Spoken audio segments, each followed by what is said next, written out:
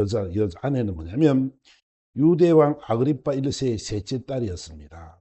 딸인데 여러분 잘 알고 있는 클레오파트라의 손녀가 되는 사람입니다.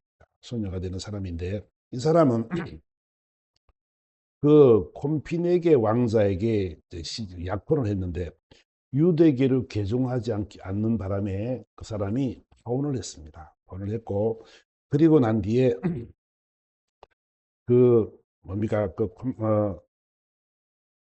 그런데 또 아마사의 왕 그 아지주스와 같은 결혼을 했는데 결혼 이혼을 하고 바로 이 벨릭스의 셋째 아내가 된 사람입니다. 그러니까 오늘 바울이 그들에 대해서 의와 절제와 심판에 대한 이야기를 하는데 이 말을 들은 벨릭스가 자기의 이야기들이 나오는 거잖아. 무엇이 바른 거다. 당신이 잘못됐다는 이 말을 하기 때문에 이 벨릭스가 안 되겠다. 다음에 이야기하자라고 그 위기의 순간을 넘기는 대목이 오늘 본문의 내용입니다. 그래서 우리가 잘 아는 것처럼 세례요한이 헤롯 왕에게 죽는데 그 세례 요한이 뭐라고 말을 해요? 그 바로왕이 말하기를 뭐라고 하냐면 헤롯에게 말하기를 당신이 동생의 아내를 취한 것이 죄입니다. 잘못됐습니다. 이런 말을 했습니다. 그래 헤로디아가 성질이 나니까 어떻게 하면 저기를 죽일까라고 세례 요한을 죽일까라고 막 하고 마음을 먹고 있지만 그럴 기회가 없었는데 마침 생일날이 되어져서 헤롯 왕 생일날이 되어져서 그 헤로디아의 딸이 그 할아버지 앞에서 춤을 막 추고 이러다 보니까 너무너무 기뻐가지고 야 내가 소원을 말해라 무엇을 줄꼬 이랬더니 이제 자기 엄마 헤로디아한테 가서 엄마 할아버지가 선물을 준다는데 다 어떤 소리를 들어준다는데 뭔 얘기를 할까 그랬더니 그래 잘됐다 세례 요한을 목을 달라 그래라 이랬어요. 그래서 세례 요한을 어쩔 수 없이 이제 헤롯이 약속한 약속이기 때문에 헤롯이 그렇게 죽이어서 제 어머니에게 손 안에다 세례 요한의 머리를 담아 저를 이제 갖다 주는 그런 장면을 우리 볼 수 있습니다. 그러니까 자신이 잘못했으면 그 죄를 반성하고 돌이키면 좋겠는데 그렇지 않다고 뭔다고 남을 변명하고 핑계하고 저 사람이 잘못했다라고 말하고 자기의 자존심을 지키려고 이렇게 나쁜 짓을 하는 많은 사람들이 있음을 우리는 알고 있죠. 지금 역시 벨릭스도 마찬가지. 자신이 잘못 살았던 그 셋째 아내로 삼는 두루실라를 취했으니까 이런 것은 잘못됐다. 올바른 의가 무엇인지를 지금 이야기하니까 이가 화가 났다는 것이지요. 여러분 오늘 우리가 한번 다시 한번 볼 것은 뭐냐면 우리가 공의라는 것이 무엇인가를 한번 생각해 봐야 됩니다. 하나님의 공의가 무엇인가를 한번 생각을 해봐야 되는 것이죠. 이 공의라는 말은 디카오시데라는 말인데 이 말은 어떤 말이냐면 생각이나 뜻이 하나님의 뜻과 합치하는 것을 공의라고 말한다. 그러니까 하나님이 기뻐하시는 일, 하나님 앞에 순종하는 일, 하나님의 뜻대로 살아가는 그것이 바로 뭐라고? 공의라 이렇게 말을 한단 말이야. 이 공의는 있잖아요. 공의는 하나님과에 대한 완전 올바른 기준점이 뭐냐면 공의라는 겁니다. 하나님이 보실 때 옳다. 하나님이 볼 때 어렵다. 이것이 바로 공의라고 이야기할 수 있는 거죠. 그래서 이 공의의 삶은 어떤 삶이냐면 첫 번째는 이 공의는 율법적인 의가 있고 그 다음에 믿음의 의가 있고 그 다음에 성화의 의가 있습니다. 이 율법의 의는 뭐냐면 율법적인 공의는 뭐냐면 하나님의 법을 잘 지키면 구원을 이룬다는 거죠.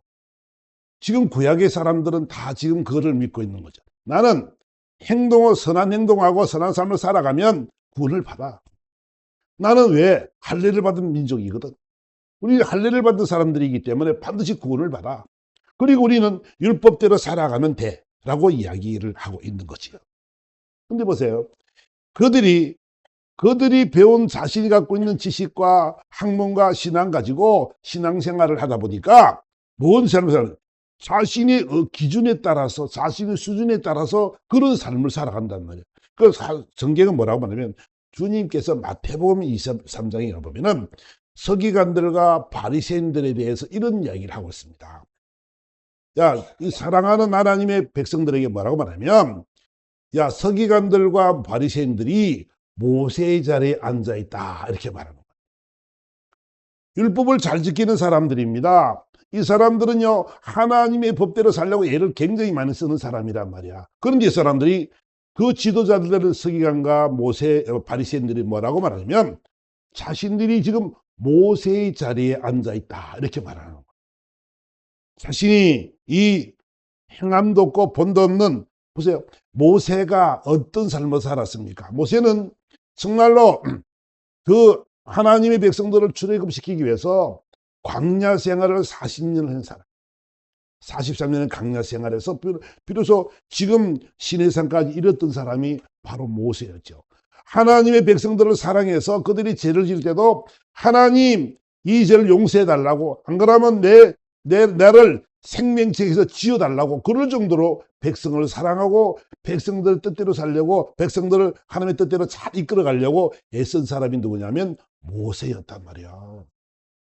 모세는 그런 사랑을 가지고 그 백성을 이끌어 갔는데, 지금 이들이 어떤 자리에 앉았냐면 모세의 자리에 앉아 있단 말이에요. 나도 내가 그런 사람이라고 생각하면 살아가는데, 보세요, 3절에 뭐라고 말해요? 그러므로 무엇이든지 그들이 말하는 바는 행하고 지키되 그들이 하는 행위는 본받지 마라. 그들은 말만 하고 행하지 아니하며 또 무거운 짐을 짚고 사람의 어깨에 지우되 자기는 이것을 한 손가락도 움직이려 하지 아니한다. 이렇게. 그러니까 쉽게 말을 해보면 이 사람들은 말로만 떠드는 사람들이, 말로만 다 지키고 말로만 다 하고 이러고 자기는 행하지 않는 그런 삶을 이야기한단 말이에요. 여러분, 우리는 있잖아요, 저와 여러분도 신앙생활 하는데 머리로만 신앙생활 하면 안 됩니다. 율법으로 우리는 알고 있죠. 하나님의 말씀도 잘 알고 있죠. 근데 우리는 머리로 신앙생활 하는데 가슴으로 신앙생활 해야 될 줄 믿습니다. 가슴으로 우러나는 그 사랑이 우러나고 용서와 이해와 배려와 이런 것, 그런 마음들이 막 사랑이 막 흘러넘쳐서 그들에게 그 사랑을 부어줘야 되는데 머리로는 너무 잘 알고 있단 말이야. 성경 지식은 너무 잘 알고 있어요. 근데 행함이 없는 믿음이 되어서는 안 된다는 거지요. 우리 삶은 있잖아요, 행함이 있어야 돼. 그러니까 믿음으로 이 행함은 있잖아요, 율법적인 행위에 따라서 해야 돼, 법으로 정해져서 해야 돼, 그런 것도 중요하지만 그 마음의 양심까지도 하나님을 사랑하는 뜨거운 마음으로 있잖아, 그들을 사랑하는 마음이 돼야 되는 줄 믿습니다. 율법의 완성은 사랑이라고 이야기한단 말이야. 사랑이 없으면 고린도서 13장 말씀하는 것처럼 사랑이 없으면 내 몸을 다 불살라 줄지라도 아무것도 아니다는 거죠. 사랑이 없으면 아무것도 아니다는 거죠. 모든 것은 사랑의 깃돌이 되어야 된다는 것이지요. 여러분, 우리 신앙생활이죠. 나는 장로니까, 나는 권사니까, 나는 목사니까, 나는 집사니까. 우리 했잖아, 머리로는 알고 있는데 행함이, 그런 행함이 없으면 안 된다는 거죠. 열심히 기도하고 교회와 또 주의 영광 위해서 열심히 살아가는, 하나님의 뜻대로 살아가는 이런 삶이 되어야 된다는 것이지요. 그 다음에 그들은 말합니다. 그들은 모세의 자리에 앉은 그들은 어떤 삶인가 보니까 그들의 모든 행위를 사람에게 보이고자 하나니 곧 그 경문띠를 넓게 하며 옷을 길게 하고 전체 윗자리와 회당의 높은 자리와 시장에서 문안받는 것과 사람에게 랍비라 칭함을 받는 것을 좋아하느니라. 그들은 있잖아요, 사랑하기를 너무너무 좋아한다는. 그러니까 보세요, 사랑하기를 좋아하고 교만한 사람들의 삶을 보면 저는 이런 생각을 많이 해요. 내가 천국을 갔다 왔습니다, 지옥을 갔다 왔습니다, 내가 천국을 보고 왔거든요 하는 많은 사람들이 있습니다. 그런 간증자들이 많이 있죠. 근데 여러분 보세요, 하나님이 그들에게 그걸 보여주는 것은 뭐냐면 너 신앙생활 잘하라는 것이야.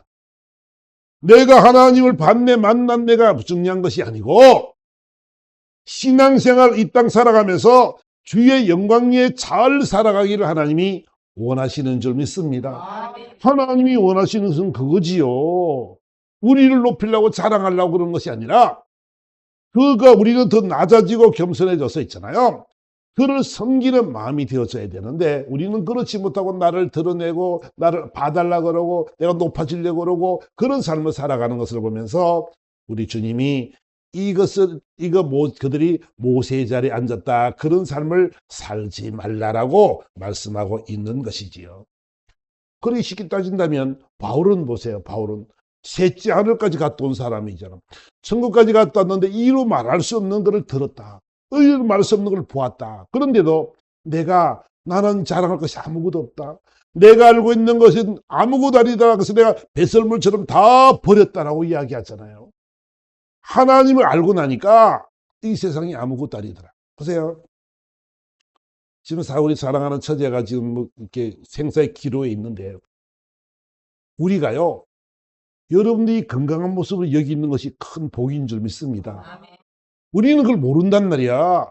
내일 일어날 일을 알지 못하고 오늘 일어날 일을 알지 못한단 말이야. 근데 우리는 있잖아. 내가 자신 있게 살아간단 말이야. 하나님 없이도 살 것 같고 막 그냥 살아갈 것 같아. 여러분, 그러나 모든 생사여복은 하나님께 있는 줄 믿습니다. 하나님이 인도하실 거란 말이에요. 그러니까 내가 알 수 없음을 고백할 때 우리는 어떻게 해요? 무릎을 꿇을 수 있는 거예요. 내 자랑이 안 나오는 거예요. 여러분 똑똑합니까? 여러분이 잘났습니까? 여러분들이 정말 많이 가졌습니까? 여러분, 그런 것이 문제가 아니고요. 다 괜찮아요. 어떤 사람이라도 괜찮아요. 하나님은 여러분을 이쁜 자로 보는 줄 믿습니다. 하나님은 여러분을 가장 멋있는 자로 보고, 하나님은 하나님의 마음을 흡족하게 하는 사람들에게 이 놀라운 복을 주기를 하나님이 원하시는 줄 믿습니다. 그래요. 우리는 있잖아, 겸손해져야 돼. 겸손해진다는 것은 내가 아무것도 아니라는 것을 고백하는 거야. 교만해서, 내가 잘 배워서, 똑똑해서 있잖아, 내가 최고인 줄 알고 살았던 많은 사람들이 있습니다. 저 역시나 마찬가지로 옛날에 그런 삶을 살았잖아요. 내가 최고 똑똑한 것 같고, 내가 최고 잘난 것 같고, 내가 최고 잘하는 것 같고, 그런 삶을 살았던 적이 얼마나 많았는지 모릅니다. 예수 믿어라 그러면 나를 믿으라 했던 사람, 그지요? 그래요. 그런데 있잖아, 알고 봤더니 인생은 아무것도 아니더라. 우리 인생이요, 내 뜻대로 될 것 같잖아요. 아니더라는 거지. 그래, 우리는 자랑할 것이 아무것도 없어요. 바울은 뭐라 그래요? 내가 자랑할 것은 내게 능력 주시지 않아서 내가 모든 것을 할 수 있는 거다. 내가 약할 때 가장 강했는데, 내가 강한 이유는 뭐냐면 그분이 내게 능력 주셔서 나는 이 일을 할 수 있다라고 고백을 하는 장면을 우리는 보게 되는 거지요. 그러니까 저와 여러분들은요, 이런 자랑할 거리도 없고 우리는 잘할 수 있는 것이 없기 때문에 저와 여러분들 늘 겸손한 모습으로 살아가는 여러분들 이루심으로 축원합니다. 아멘. 그래요. 여러분들이 은사가 있어서 신유 은사도 있고 예언 은사도 있고 여러 은사들이 많이 있을 수 있는데, 그래도 있잖아요. 여러분 절대 교만하지 마세요. 하나님 속에 다 있는 줄 믿습니다. 우리는 아무것도 아니고 우리 실력과 우리의 능력은 아무것도 아닌다는 것을 여러분들이 알아야 된다는 거지요. 또 하나는 뭐냐면, 섬김을 받기를 원하는 사람들은 섬김을 섬기고 대접해야 된다는 것을 성경은 가르쳐주고 있습니다. 야, 네가 섬김을 받기를 원하느냐? 자기를 보이려고 애쓰고 자기가 높아지려고 쓰고 모세의 자리에 앉았으니까 다 섬기라고 말을 한단 말이에요. 여러분, 섬기는 것을 좋아하는 사람들이 얼마나 있을까요? 그죠? 자신도 다 높아지고 싶고 대접을 받고 싶은 것이 인간의 마음일 것입니다. 근데 성경은 뭐라고 말하냐면, 네가 큰 자가 되기를 원하느냐? 그러면 섬기는 자가 되라. 주님은 있잖아요. 간단해요. 누구든지 자기를 높이는 자는 낮아지고 누구든지 자기를 낮추는 자는 높아지느니라. 아멘. 너무너무 쉬운 거잖아. 그지? 시소처럼 내가 높아지면 하나님이 낮아지고 하나님이 높아지면 내가 낮아지는 거예요. 우리는요, 이 시소의 법칙을 알아야 돼요. 우리가 낮아지고 겸손히 섬기고 겸손히 대접하고 이해하고 용서 나눠주고 이럴 때 하나님은 있잖아, 그들에게 이 놀라운 축복을 허락하게 될 줄 믿습니다. 교만은 패망의 선봉이요 겸손은 존귀의 앞잡이니라. 성경이 이렇게 말한단 말이야. 그러니까 우리가 높아지는 방법은요, 너무 쉬워요. 내가 낮아지면 하나님이 나를 높이실 줄 믿습니다. 그러니까 여러분들이 높아지려고 애쓰지 마세요. 괜찮아요. 우리요, 남들이 볼 때 우리를 무시해도 괜찮아요. 우리는요, 하나님만 높이면 되는 줄 믿습니다. 하나님이 자연적으로 여러분을 높인단 말이야. 이 법칙은요, 하나님의 법칙. 그 우리가 이것만 알기만 하면 이 세상 사는 게 너무너무 쉬운 거예요. 내 자존심을 내려놓고 나의 모든 심정 속에 있는 열등감이나 그 우리가 하는 존귀함이나 이걸 다 내려놓을 수 있는, 그래서 우리가 나는 낮아지고 하나님의 영광만을 드러내는 삶을 살아갈 때 이 노는 기적의 역사는 임하게 될 줄 믿습니다. 또 하나는 뭐냐면 이들이 눈먼 인도자라 이렇게 말을 합니다. 그들은요 눈이 어두워요. 소경이 소경을 이끌고 가니까 어떻게 해요? 같이 수렁에 넘어지고 웅덩이에 빠지죠. 모세 자리에 앉은 그들이 바리새인과 서기관들이 지금 그들이 지금 하는 일들은 뭐냐면 나쁜 길로 잘못된 길로 쭉 끌고 간다. 그래서 뭐 하려고? 결국은 예수를 떠나게 만들고 하나님을 떠나게 만들고 이래 만들어서 결국 실족하게 만드는 수밖에 없는 것이 바로 그들의 삶이라는 것이지요. 그래서 마태복음 23장에 가보니까 그들이 하여 있을진저 눈먼 인도자여 너희가 말하되 누구든지 성전으로 맹세하면 아무 일 없거니와 성전을 금으로 맹세하면 지킬지니라 하도다. 어리석은 맹인들이여 어느 것이 크냐 금이냐 그 금을 거룩하게 하는 성전이냐 이렇게. 그러니까 이 천주교에 대해서 이제 그 이야기를 해보라고 한다면 이 천주교는 연옥설이 있습니다. 연옥설. 사람이 딱 죽으면 천국과 지옥의 딱 사이에 연옥이라는 데가 있어요. 연옥이라는 데가 있는데 그 연옥에서 천국에 올라갈 수 있는 방법이 뭐냐면 쨍그랑 소리를 들어야 올라간다는 거야. 그 무슨 말이냐면 살아있는 사람들이 후세들이 돈을 딱 내면 하늘 연옥에 있다가 하늘나라로 뿅 간다는 거예요. 그 연옥설이 연옥설. 근데 천주교가 재산이 많은 이유는 뭐냐면 많은 사람이 죽으면 다 하나님에 드리고 가요. 드리고 올라가. 그러니까 연옥에 있던 사람이 올라갈 거니까 천국 갈 거니까 그런 삶을 살아간단 말이야. 그러니까 그런 눈먼 인도자들이 있잖아요. 그 길을 끌고 가는 거예요. 그 예수만이 구원을 받는 데 있잖아. 자신들의 그 성전을 세우기 위해서 돈을 막 끌어모으는 거예요. 면죄부를 만들어가지고 돈을 많이 내면 큰 죄가 용서를 받고 돈을 적게 내면 적은 죄가 용서를 받는 거야. 그러니까 돈 많은 사람들이 되게 큰 돈을 내고 내 죄를 다 용서해 주시오. 옛날에 못된 짓 된 거 지금도 앞으로도 하고 앞으로도 죄까지 다 죄값을 돈을 주고 사는 거예요. 여러분 그 말이 맞을까요? 그랬다면 돈 없는 사람은 다 지옥 가게, 돈 있는 사람은 다 천국 가고, 그런 불공평한 게 어디 있습니까? 하나님의 공의입니까? 하나님의 공의는 뭐라 그랬어요? 그분의 생각과 그 마음과 뜻이 일치되는 그것이 공의라고. 하나님 보실 때 잘했다, 맞아, 오라, 이거란 말이야. 근데 있잖아, 그런 삶을 살아가는 많은 사람들이 있단 말이야. 눈먼 인도자가 그 길을 걸어가니까 오늘 본문의 이야기도 야, 금으로 맹세하면 지켜야 된다. 근데 그냥 맹세하면, 성전으로 맹세하면 있잖아, 괜찮아, 안 해도 돼, 이런 거예요. 또 쉽게 말하면 그 우리가 말하는 부모에 대한 이야기들도 있습니다. 부모에 대한 것도 부모에게 효도하고 부모를 잘 섬기라 했는데 부모들에게 낼 돈들을 교회에 내면 어떻게 된다고? 안 해도 돼, 이거요. 그들은 있잖아요, 고르반 제도가 그거란 말이야. 성경이 말하는 고르반이. 그러니까 이 하나님 앞에 맹세 무조건 해야 돼. 그럼 나머지는 어떻게 한다고? 안 해도 된대.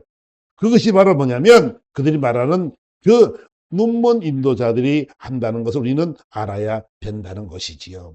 그래서 이단 같은 경우도 마찬가지로 하나님을 믿는다는 거 핑계대고 자기들이 교주가 되어져서 마음대로 그냥 갈취하고 폭행하고 못된 짓 하는 이런 모습을 바라보면서 너무너무 안타까운 것을 우리는 보게 되지요. 지금 말하는 신천지 이만희라든지 문선명이라든지 뭐 많잖아. 교주들이 얼마나 많아요. 그죠? 그들은 다 뭐냐면 눈먼 인도자예요. 저는요 어떤 생각을 하냐면 우리가 죽어서 있잖아요. 우리 천국을 가서 저 아래를 바라볼 때 그 영혼들이 죽으면 어떻게 될 건가? 얼마나 고통을 받을 건가? 우리가 마태복음에서 말씀하는 것은 천국의 비유를 많이 하시는데 보면 어떻게 될 건가? 이걸 우리는 알게 되죠. 그러니까 이단으로 끌고 간 저 많은 사람들, 저 이단의 교주들은 어떻게 될 건가? 저 인생이 얼마나 불쌍한 인생이냐고요. 이 세상의 부귀영화를 위해서 살아가지만 여러분 죽은 후의 삶을 생각하지 않는단 말이야. 길어봐야 100살 사는 인생 여정 속에서 우리는 이 인생이 전부라고 생각하고 있단 말이야. 그것이 아니라 우리는 영원한 나라가 있는 줄 믿습니다. 그 나라를 위해서 우리는 살아가는 사람들이 있는 것을 우리는 알아야 되지요. 또 그들은 있잖아요. 자, 그러니까 어쨌든 우리가 율법의 의는 그렇다는 거죠. 율법으로는 지켜야 되는데 그들이 모세의 자리에 앉아가지고 자기들은 지키지 않으면서 다른 사람들 보고 그래 살아라 저래 살아라 이렇게 해라 저렇게 해라 그러고 산다는 거예요. 그것이 바로 율법적인 의라고 이야기합니다. 율법의 완성은 있잖아. 없어요. 율법의 완성은 예수밖에 없는 줄 믿습니다. 율법으로는 저 구원을 받을 수 없다라고 성경은 이야기하고 있단 말이야. 우리 최종 목적은 구원인데 있잖아요. 율법으로는 구원을 못 받아요. 뭐로 구원을 받냐면 믿음의 의로 구원을 받는 줄 믿습니다. 우리요 믿음의 의를 생각해 봐야 되는데 우리 갈라디아서 2장으로 한번 가보겠습니다. 갈라디아서 2장 가보니까 그러므로 나는 그들의 복음의 진리를 따라 바르게 행하지 않음을 보고 모든 자의 앞에서 게바에게 이르되 내가 유대인으로서 유대 이방인을 따르고 유대인답지 않게 살지 아니하면서 어찌하여 억지로 이방인을 유대인답게 살게 하려 하였느냐 하였다 이랬습니다. 우리는 본래 유대인이요 이방 죄인은 아니로되 사람이 의롭게 되는 것은 율법의 행위로 말미암음이 아니요 오직 예수 그리스도를 믿음으로 말미암은 줄 알므로 우리도 그리스도 예수를 믿나니 이는 우리가 율법의 행위로서가 아니고 그리스도를 믿음으로써 의롭다함을 얻으려 함이라. 율법의 행위로서는 의롭다함을 얻을 육체가 없느니라. 율법의 행위로는 의롭다함을 얻을 육체가 없다고 말씀하면서 예수 그리스도를 믿음으로 말미암아 우리는 구원을 얻고 의롭다함을 얻는다라고 성경은 약속하고 있습니다. 우리의 노력, 우리 실력, 우리 수준, 우리의 능력으로 하는 것이 아니고 예수 그리스도로 말미암아 우리는 의롭게 되는 사람들인 줄 믿습니다. 율법으로는 의롭다함을 얻을 육체가 없고 오직 믿음으로만 의롭다함을 얻게 된다라고 성경은 말씀을 하고 있는 것이지요. 보세요. 우리는 이렇게 말을 합니다. 예수만 믿는다고 어떻게 금방 어렵게 돼? 나 금방 죄를 짓는데? 난 말 죄도 많이 짓잖아. 내 행동과 내 습관도 안 바뀌고 내래 살고 있잖아. 그렇게 말을 할 수 있습니다. 근데 있잖아요. 성경은 뭐라고 말하면 예수님이 나를 믿기만 하면 예수를 믿기만 하면 너는 어려운 자가 되래. 믿음으로 우리를 어렵게 된다라고 말씀하고 있습니다. 왜 그러냐 그러면 예수님께서 저와 여러분들을 위해서 모든 죄악을 짊어지고 십자가에서 돌아가신 줄 믿습니다. 죄의 삭은 사망이라 죽을 수밖에 없고 피를 흘릴 수밖에 없는 데 있잖아요. 그 피를 그분이 대표로 오셔서 첫사람 아담이 죄를 짓고 이 땅에 와서 죄를 지어서 모든 사람이 죄인이 된 것처럼 마지막 사람 예수님께서 이 땅에 오셔가지고 그분이 이 모든 죄를 다 도말하시고 십자가에 돌아가심으로 말미암아 우리는 그분을 믿기만 하면 의로운 자가 됐다라고 성경은 말씀하고 있습니다. 이 말이 잘 믿어지지 않지만 너무너무 쉬운 거예요. 여러분 하나님의 말씀이 진리인데 있잖아요. 우리는 이 진리의 말씀을 믿는 사람들입니다. 그러니까 우리는 우리의 능력으로 우리의 실력으로 수준으로 어떻게 우리가 죄 없이 살 수 있어요? 여러분 죄 없이 살 수 있습니까? 죄를 안 짓고 살 수 있을까요? 인간은 죄를 안 짓고 살 수는 없는 거예요. 모든 사람이 다 죄인이에요. 증가되어진 죄인들이죠. 근데 그 죄를 주님께서 십자가에서 단번에 그 죄를 다 잘라버리고 우리를 그를 믿기만 하면 구원받는 백성으로 삼으셨다는 것을 여러분들 꼭 기억을 하시기를 부탁을 드리겠습니다. 아멘. 그래서 로마서 3장 23절은 이렇게 말을 합니다. 모든 사람이 죄를 범하였음에 하나님의 영광에 이르지 못하더니 그리스도 예수 안에 있는 속량으로 말미암아 하나님의 은혜로 값없이 의롭다 하심을 얻은 자가 되었느니라. 우리가요 이렇게는 예수 안에 주님으로 말미암아 그 속량으로 말미암아 모든 죄를 다 대속함으로 말미암아 하나님의 은혜로 우리는 이런 값없이 하나님께서 의롭다함을 얻는 그런 자가 되었다라고 주님 말씀을 하고 있는 것입니다. 결론적인 말씀은 뭐냐면 예수만이 구원자인 줄 믿습니다. 율법에가 있는데 율법으로는 어렵다 할 만한 육신이 될 수가 없으니까 이 땅에 죄 없는 예수님이 이 땅에 오셔가지고 우리 죄값을 다 도말하심으로 말미암아 우리가 그분을 믿기만 하면 우리는 의로운 자들이 된 줄 믿습니다. 그 우리는 얼마나 쉬워요. 예수를 믿으면 어떻게 돼요? 우리는 구원받는 자가 되는 거예요. 내 마음에 그분을 믿어드리고 내 삶의 주인만 되어지면 저와 여러분 인생의 여정은 전혀 다른 모습으로 거듭남의 삶을 살게 되는 줄 믿습니다. 그래서 뭐라 그래요? 보세요. 25절에 이 예수를 하나님이 그의 피로서 믿음으로 말미암은 화목제물로 세우셨으니 이는 하나님께서 길이 참으시는 중에 전에 지은 죄를 간과하심으로 자기의 의로우심을 나타내려 하심이니 곧 이때에 자기의 의로우심을 나타내사 자기도 의로우시며 또한 예수 믿는 자를 의롭다 하려 하심이라. 성경은 이렇게 말하고 있다. 확실하게 예수를 믿는 자는 의롭게 된다. 왜냐? 하나님이 선물이다. 이거예요. 쉽게 말하면. 그러니까 예수 믿는 것이 얼마나 귀한 일이고. 그리고 또 하나는 뭐냐면 25절에 보니까 예수를 하나님이 그의 피로서 믿음으로 말미암는 화목제물로 삼으셨다. 이제 우리는 예수를 믿음으로 의로운 자가 되었어요. 의롭지 않으면 하나님 앞에 나갈 수가 없어요. 그죠? 옛날에 그 구약에 보면 성소와 지성소가 있는데 성소는 그냥 예배를 드리는 자리고 그 죄를 이렇게 우리가 일반 예배를 드리는 자리로 한다면 지성소는 대제사장만 들어가는 곳이죠. 성소 휘장이 두께가 30cm 되는 이 휘장으로 쫙 돼 있어가지고 거기는 아무로 들어갈 수도 없습니다. 들어가서 제사를 지내더라도 죄 있는 사람은 들어가서 죽어서 나오게 되죠. 그 방울을 달아놓고 이제 딸랑딸랑 소리가 안 나면 죽었다 해서 끌어내고 그 지성소는 아무나 들어갈 수가 없는 것이죠. 그런데 있잖아요. 예수님이 십자가에 죽으심으로써 성소 휘장이 위에서부터 갈라져 둘이 되고 성경은 표현하고 있는데 이 휘장이 갈라졌어요. 위에서부터 잘라졌으니까 두도막이 났어요. 오늘 본문의 이 화목제물이 뭐냐면 예수님이 십자가에 죽으심으로 모든 죄를 다 도말하심으로 말미암아 우리가 믿음으로 의롭게 함을 얻게 되었으니까 하나님의 성전에 나와서 우리는 의로운 자로 하나님 앞에 나올 수 있는 그런 삶이 되었다는 거죠.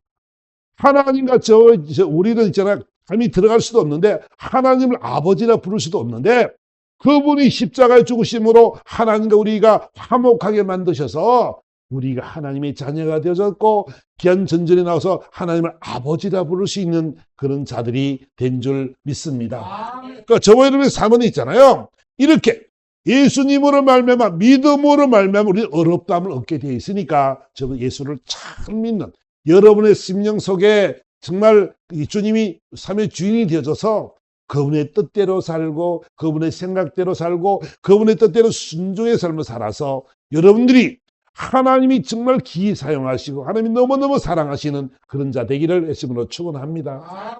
그래서 저와 여러분들은 있잖아요. 그러면 율법의 의가 있고 율법의 의는 완성되지 못하니까 믿음의 의로 완성이 되는데 그러면 성화의 의는 뭐냐면 우리가 살아가는 삶, 우리 저와 여러분들이 있잖아요. 이 땅 살아가면서 어떻게 살아가야 되는 것인가를 성화의 삶으로 표현하고 있습니다. 보세요. 시편의 42편에 가보니까 다윗 왕의 고백이 이거예요. 하나님, 사슴이 시냇물을 찾기에 갈급한 같이 내 영혼이 주를 찾기에 갈급하나이다. 사슴은 있잖아요.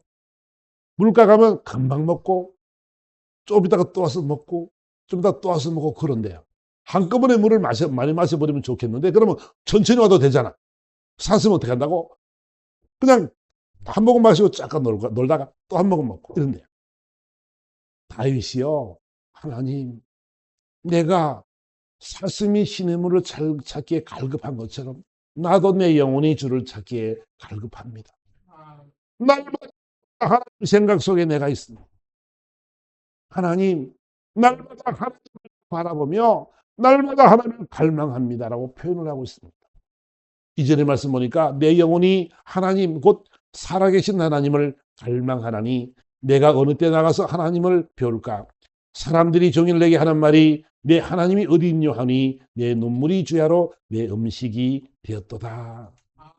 눈에 보이진 않지만 여기서 날마다 하나님을 갈망하고 하나님을 사모하며 날마다 하나님 앞에 갈급한 심령으로 살아가는 사람이었습니다.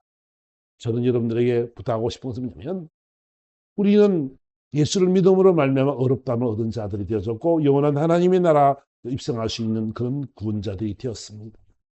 이 땅 살아가면서 저와 여러분 해야 될 일이 뭐냐면 다윗 왕이 부족한 것이 무엇이 있을까요? 그때 당시의 군주라면 부족할 것이 아무것도 없지요. 그런데 그가 갈망합니다. 하나님, 나는 날마다 하나님과 함께하기를 원합니다. 날마다 함께하기를 원하고 내가 늘 주님 옆에 있기를 원합니다. 그게 고백이요. 내 삶의 지금으로 말하면 내 삶의 주인이 되어줘서 고맙습니다. 이런 말이에요.